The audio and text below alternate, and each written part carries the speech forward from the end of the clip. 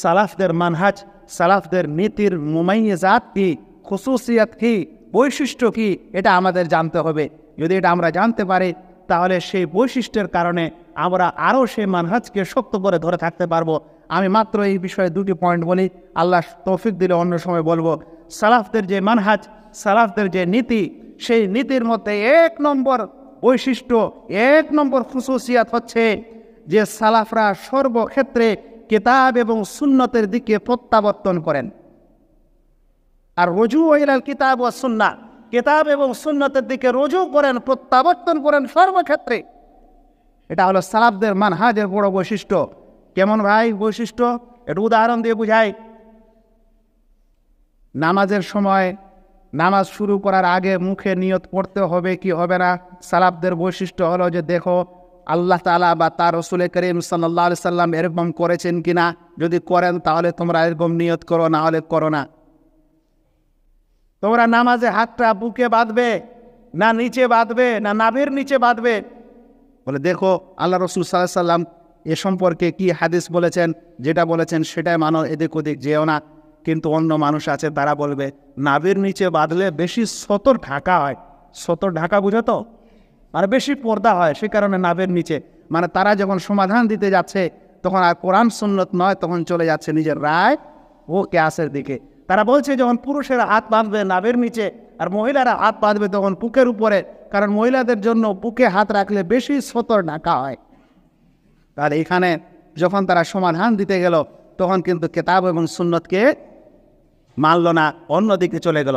সালাফদের বৈশিষ্ট্য হলো সর্বক্ষেত্রে কিতাব এবং সুন্নতের দিকে যাবে। জি হ্যাঁ, সালাফরা সর্বক্ষেত্রে কিতাব ও সুন্নতের দিকে যাবে। আকীদার বিষয় হলেও এবং কোনো ফিকহি মাসালা হলেও তারা এই দিকে যাবে। তারা অন্য উল্টা পাল্টা কিয়াস দ্বারা ইত্যাদি দ্বারা ফতোয়া দিবে না। আমি শুধু উদাহরণস্বরূপ এই কথাটি বললাম যে এইভাবে কিভাবে একজন সালাফি হলে কিতাব এবং সুন্নতের দিকে যায়, আর কিভাবে একজন সালাফি না হলে কিতাব এবং সুন্নত ছাড়া অন্যদিকেও চলে যায়। খালাফিদের মতো, যাদের কথা তোমরা একটু আগে শুনলে। সালাফিরা বলে যে আল্লাহ রাব্বুল আলামিন আরশে সমুন্নত এই কারণে যে আল্লাহ রাব্বুল আলামিন কোরআনে বলছেন আর রহমান আলাল আরশি ইস্তাওয়া, রহমান আরশে সমুন্নত হয়েছেন। এ কারণে যে আল্লাহ রাব্বুল আলামিন কোরআনের আরও বিভিন্ন জায়গায় বলেছেন যে আল্লাহ রাব্বুল আলামিন 6 দিনে আকাশ এবং জমিনকে সৃষ্টি করার পর আরশে সমুন্নত হয়েছেন। তাই আমরা এই কথা বলি। কিন্তু যারা সালাফি মানহাজ মানবে না, তাদের সব সময় কিতাব এবং সুন্নতের দিকে প্রত্যাবর্তন হবে না। তারা এখানে রায় এবং কিয়াস করে বলছে যে আল্লাহকে যদি বলেন যে আরশের উপরে আছে, তাহলে আল্লাহকে আরশ মাহদুদ করে দিল। আল্লাহকে কি করে দেওয়া হলো? মাহদুদ, চারিদিকে ঘিরে দেওয়া হলো। তাই এটা বলা যাবে না যে আরশে আছে। দেখেন দলিল আসলো আল্লাহর কালাম, আর ওরা নিজে একটা এরকম বিবেক আর কিয়াস দিয়ে এই দলিলকে নষ্ট করে দিল। ভাইসকল, সালাফদের যে বৈশিষ্ট্য আছে সেই সকল বৈশিষ্ট্যের মধ্যে একটি আর বৈশিষ্ট্য বলি, সেটা হচ্ছে যে সালাফদের বৈশিষ্ট্যের মধ্যে হচ্ছে যে সব ক্ষেত্রে এই সকল দলিল এবং প্রমাণের ক্ষেত্রে ইত্যাদির ক্ষেত্রে সালাফদের নীতি হচ্ছে স্বচ্ছ। সালাফদের নীতি কি? স্বচ্ছতার আরবি হচ্ছে সামআ। আরবি সামআ, স্বচ্ছ এবং স্বচ্ছই। এই স্বচ্ছ এবং স্বচ্ছতা সালাফদের মানহাজ। সালাফদের মানহাজের স্বচ্ছতা হচ্ছে, সালাফদের মানহাজের বৈশিষ্ট্য হচ্ছে যে সালাফদের মানহাজ হচ্ছে স্বচ্ছ এবং স্বচ্ছলতা। সামহা, কিভাবে সামহা? একটা উদাহরণ দিই। আমরা যখন বলি আমরা সালাফি, তখন আমরা বলি যে আমাদের আকীদাও কিতাব এবং সুন্নাত থেকে, আমাদের ফিকহি মাসলাও কিতাব এবং সুন্নাত থেকে, আমাদের আদব এবং আখলাকও কিতাব এবং সুন্নাত থেকে। কিন্তু জানো, যারা সালাফি হয় না তারা নিজের পরিচয় কিভাবে দেয়? তারা নিজের পরিচয় দেখবো এইভাবে দেয়, অস্পষ্ট, পেচিদা, বুঝতে পারবে না। কেমন? বলছে আমরা হচ্ছি আকীদায় উসুলে আবুল হাসান আল আশআরী আল মাতুরিদির অনুসারী, আমরা ফুরুতে হচ্ছে ইমাম আবু হানিফার অনুসারী।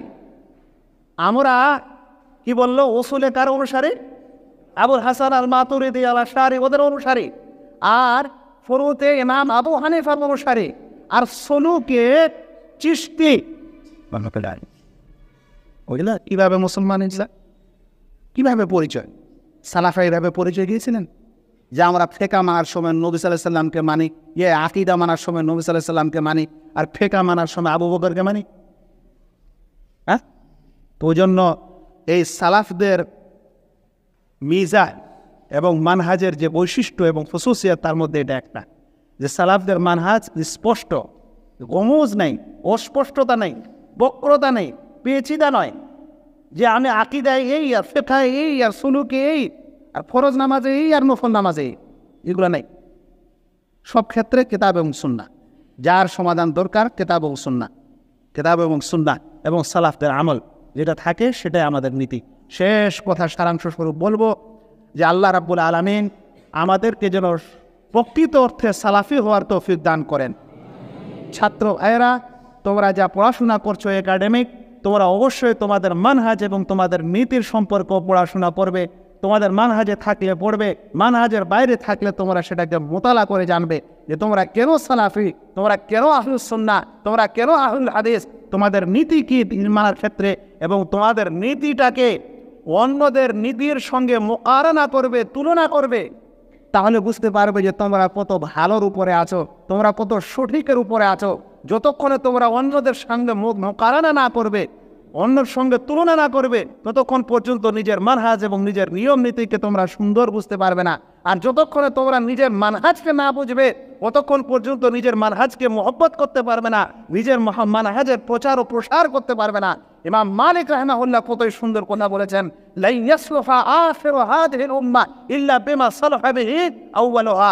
এই উম্মতের শেষের লোকেরা সঠিকে পৌঁছাতে পারে না, শুধরাতে পারে না, যতক্ষণে না ওই রকম না শুধরায় যেরকম প্রথম যুগের লোকেরা শুধরেছিল। এই উম্মতের শেষের লোকেরা শুধরাতে পারবে না, কিন্তু তার মাধ্যমে, যার মাধ্যমে প্রথম যুগের লোকেরা শুধরেছিল, প্রথম যুগের লোকেরা কার মাধ্যমে শুধরেছিল? কিতাব এবং সুন্নতের মাধ্যমে। ঠিক এই যুগের লোকদেরও এই ঝড় ঝামেলা গোলমাল ইত্যাদি যদি শুধরাতে হয়, সঠিক করতে হয়, তাসহিহ করতে হয়, তাহলে আবার সেই কিতাব এবং সুন্নতের প্রয়োজন আছে। আল্লাহ তাআলার কাছে দোয়া করি, আল্লাহ যেন আমাদের প্রত্যেক ছাত্র ভাইকে সালাফ এবং সালাফি মানহাজকে বোঝার তৌফিক দান করেন, এটাকে ভালোবাসার তৌফিক দান করেন, এটা মৃত্যু পর্যন্ত চেপে ধরার তৌফিক দান করেন, এর প্রচার প্রসার করার তৌফিক দান করেন। যে যারা আমরা আজ এখানে শুনছি এবং নেট যোগে শুনছি, আল্লাহ যেন আমাদের সকলকে বোঝার তৌফিক দান করেন। আমিন। ওয়া মা আলাইনা ইল্লাল বালাগ। আসসালামু আলাইকুম ওয়া রাহমাতুল্লাহি ওয়া বারাকাতুহু।